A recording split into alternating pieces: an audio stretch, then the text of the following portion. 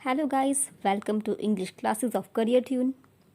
सो आज का टॉपिक है सिंपल प्रेजेंट टेंस या फिर प्रेजेंट इंडेफिनिट टेंस, वर्तमान अनिश्चित काल।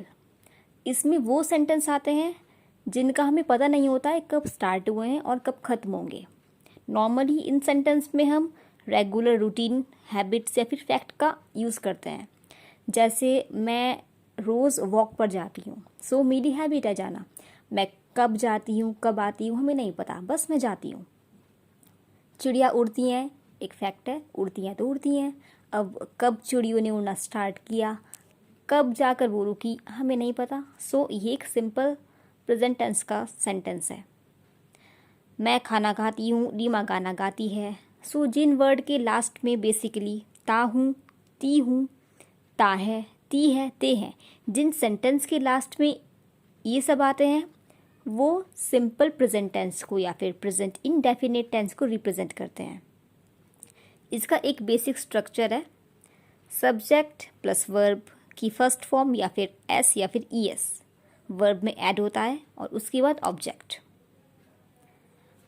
ये एक बेसिक स्ट्रक्चर है, इसको फॉलो करके हम सिंपल प्रेजेंट टेंस के सारे सेंटेंस बनाएंगे। सो गाइज, वर्ब की फर्स्ट फॉर्म कहाँ लगेगी और एस या फिर ई एस कहाँ लगेगा, इसका पता लगाना बहुत ज़्यादा इजी है। इसके लिए मैंने सब्जेक्ट को दो कैटेगरी में डिवाइड किया है। सब्जेक्ट मीन्स कर्ता, जिस किसी के बारे में बात हो रही होती है सेंटेंस के अंदर या फिर जो सेंटेंस के अंदर काम करता है उसे हम सब्जेक्ट बोलते हैं। सो अगर सब्जेक्ट आई, वी, यू, दे या फिर प्लूरल नंबर है, इनके लिए हम हमेशा वर्ब की फर्स्ट फॉर्म यूज़ करेंगे। और अगर subject he, she, it, name या फिर कोई सिंगुलर नंबर है, इसके लिए हमेशा हम वर्ब में एस या फिर ई एस लगाएंगे।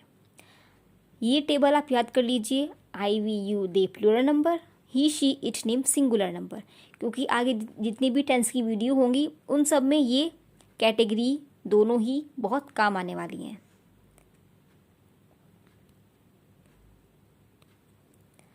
गाइस, वर्ब के साथ ई एस कहाँ यूज़ होगा और एस कहाँ यूज़ होगा, इसके लिए भी बहुत इजी सी ट्रिक है मेरे पास, आप इसे याद कर लेना।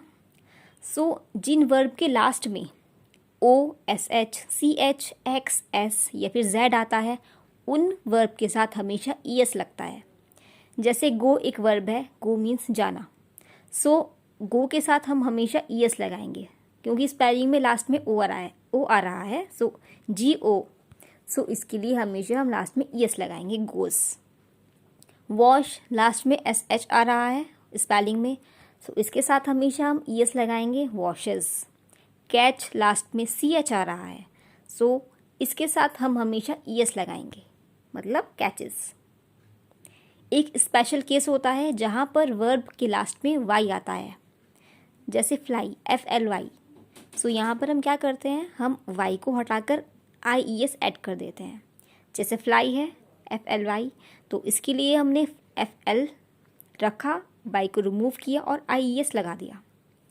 क्राई, सी आर वाई, इसमें हमने क्या किया, सी आर आई ई एस लगा दिया वाई को हटाकर। लेकिन जब कभी वाई से पहले स्पेलिंग में वाई की जस्ट पहले वॉवल आता है, जैसे प्ले, सो यहाँ वॉवल क्या क्या होते हैं, ए, ई, आई, ओ, यू, आपको याद होंगे। सो जब कभी वाई से पहले वर्ब की स्पेलिंग में जस्ट पहले एक वॉवल आता है तो उसके लिए हम क्या करते हैं, एस लगाते हैं। जैसे प्ले, तो वाई के पहले ए है स्पेलिंग में, ए वॉवल है, इसलिए हम यहाँ पर लगाएंगे एस। इन दोनों के अलावा जितने भी वर्ब हैं उनमें हमेशा एस ही लगता है। कुछ सेंटेंस हम कन्वर्ट करके देखते हैं इंग्लिश में, ज़्यादा क्लियर आपको हो जाएगा। मैं स्कूल जाता हूँ, इसमें सब्जेक्ट क्या है, मैं, क्योंकि यहाँ पर काम कौन कर रहा है, मैं कर रहा हूँ। So I is subject, I is subject. काम क्या है, वर्ब क्या है, जाता, मतलब जाना। सो यहाँ पर जाने का मीन्स गो। गाइस, आई हमारा फर्स्ट कैटेगरी से है, सब्जेक्ट की फर्स्ट कैटेगरी से है, तो आई के साथ हमेशा वर्ब की फर्स्ट फॉर्म यूज़ होगी, मीन्स गो यूज़ होगा। और मैं कहाँ जाता हूँ, स्कूल जाता हूँ, so object is to school. एक बात और आप ध्यान रखिएगा, प्रेजेंट इंडेफिनिट टेंस में कभी भी हेल्पिंग वर्ब का यूज़ नहीं होता है, मतलब इज एम आर यहाँ पर नहीं आएगा। जस्ट सब्जेक्ट, वर्ब की फर्स्ट फॉर्म या फिर एस या फिर ईएस जो कुछ आपको लगाना है, उसके बाद object. Next sentences, Rohan school जाता है। यहाँ पर सब्जेक्ट कौन है, रोहन। रोहन जाता है, डूअर रोहन है, so subject is Rohan. Rohan क्या करता है, जाता है, काम क्या हुआ, जाना, सो गो। गो हमारा मेन वर्ब है। अब रोहन हमारा कौन सी कैटेगरी से है, कैटेगरी 2 से। सो कैटेगरी 2 के साथ हमेशा हम एस या फिर ईएस लगाएंगे, वर्ब की फर्स्ट फॉर्म नहीं लगाएंगे। और वर्ब की स्पेलिंग में जी ओ, लास्ट में ओ है, सो इसलिए यहाँ पर हम ई एस लगाएंगे। सो रोहन गोज, और रोहन कहाँ जा रहा है, स्कूल जाता है, so object is to school. वह किताब पढ़ती है। यहाँ पर सब्जेक्ट कौन है, काम कौन कर रहा है, वह कर रहा है, वह कर रही है, सो वह एक लड़की है, उसके लिए हम यूज़ करेंगे शी। काम यहाँ पर क्या है, वह का, पढ़ना।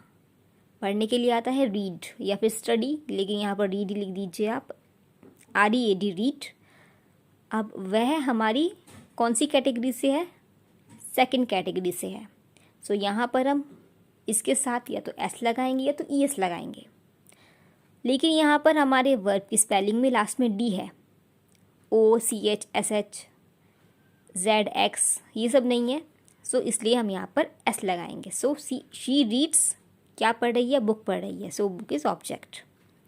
बच्चा ज़ोर से रोता है, किसके बारे में बात हो रही है, या फिर कौन काम कर रहा है, बच्चा, सो बेबी, बेबी सब्जेक्ट।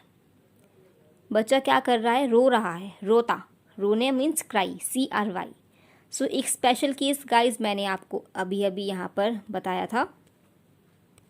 देखिए यहाँ पर मैंने बताया था कि जब भी लास्ट में वर्ब के वाई है, जब भी वर्ब की स्पेलिंग वाई से एंड होगी तो हम वाई को रिमूव करके IES लगा देंगे, अगर वाई से पहले वॉवल नहीं होगा तो। सो यहाँ पर है हमारा वर्ब है क्राई, CRY, रोना, क्राई। सो क्राई के लास्ट में वाई है, वाई से पहले वॉवल नहीं आया है, AIEOU नहीं है, सो यहाँ पर हम वाई को रिमूव करके IES लगा देंगे। सो बेबी क्राइज, और बच्चा कैसे रो रहा है, ज़ोर से रो रहा है, मतलब loudly, so loudly is object. Okay guys, that's all in the video. I hope आपका प्रेजेंट इंडेफिनिट टेंस क्लियर हो चुका है। नेक्स्ट वीडियो हमारा प्रेजेंट कंटिन्यूअस टेंस के बारे में होगा। Stay tuned, subscribe to the channel. Thank you so much.